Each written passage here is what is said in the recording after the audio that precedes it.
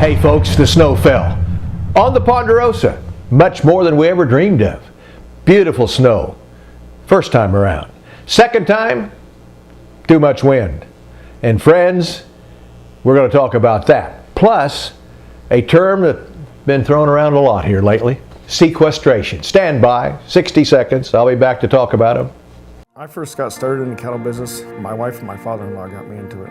I love dealing with the animals and being in the outdoors. At American Ag Credit, I know a lot of them are in the same business that I am. Therefore they understand what I need and what problems I'm against, so they can work with you on it, and it makes it much easier. It's been passed down to me through the generations, and I want to pass it on down to the next generation or two.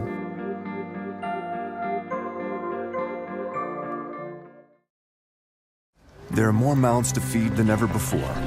What are farmers doing to meet the challenge? They're using agronomically designed equipment from Case IH. Our Quadtrac technology, soil management, and planting systems are designed to foster a better growing environment that helps farmers maximize yield potential. And our deep understanding of agriculture is preparing them for the challenges ahead. Will you be ready? I'm ready.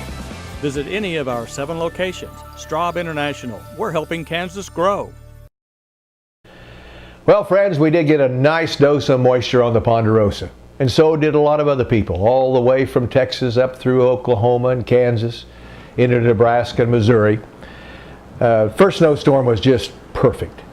Whenever anybody received something like a foot, we had 14 inches of snow, and it was a wet snow.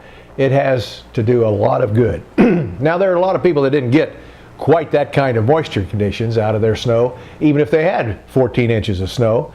Some parts of Kansas, some parts of Oklahoma didn't even get 4 inches or 5 inches of snow. So it's still, in my opinion, a long ways from a bin-busting record crop bringer. But boy, the folks on the Board of Trade think so. The wheat prices dropped to an 8-month low, maybe 9-month low. And guess what? They don't have any idea, those traders, whether we'll get 6 bushels or 60 bushels an acre off this crop, even though today they think so. They think this one storm has a bin-busting possibility for the wheat crop. I got to tell you, they've never been on a tractor. They wouldn't have any idea probably how to get it started, but they know how to price our product. Never have I liked that as long as I've farmed, which is about 50 years. And I'm sure there's a lot of you out there too. It's a dismal way to set your price when you have these kind of people setting it for you. It's a long ways till harvest, friends.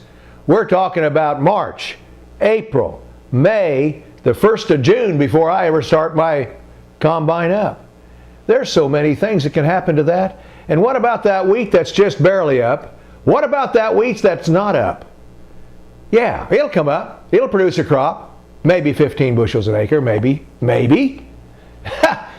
Oh, we can go on, and I won't spend all of our time on this, aggravated by those traders, how they lower the market on a whim like this. But guess what? The one thing that you and I have to remember as farmers, the only way those cats, called commodity people, make money is by moving the market. And anytime they have a chance, the pendulum swings too far. Surely it will come back. We'll have to wait and see, because it's cheap enough now that anybody like China, India, Egypt, any of those people ought to be in the market buying profusely now, and that'll stop the downward trend and bring her back some. By the way, that's the bad news of the weather. The good news of the weather is it's brought the cattle prices stronger. No doubt about that. Cattle can't gain like they normally do with this kind of weather, I'll guarantee you, and they'll be slopping around in mud, and it'll take a lot more of their energy to put on pounds than it ever did before. So look for this to continue to help the livestock market, except that I don't understand something. Feedlots sold almost 6% more cattle in January than a year ago. And here we sit, they just told us a few days ago that we have 6% less cattle in the feedlots today than we have a year ago. So someday this is going to come home to roost, you'd think, or their figures are completely wrong at Washington. We'll have to wait and see. We do feel, though, that livestock prices are in strong hands.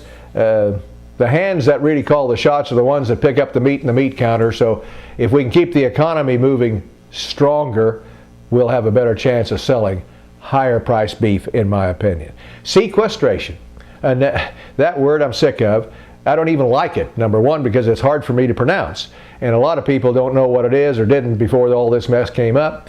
It's automatic cuts is what that amounts to. And folks, it is causing a headache for many people that are thinking about the cattle business, for example, because of what might happen in the packing plants with no inspectors.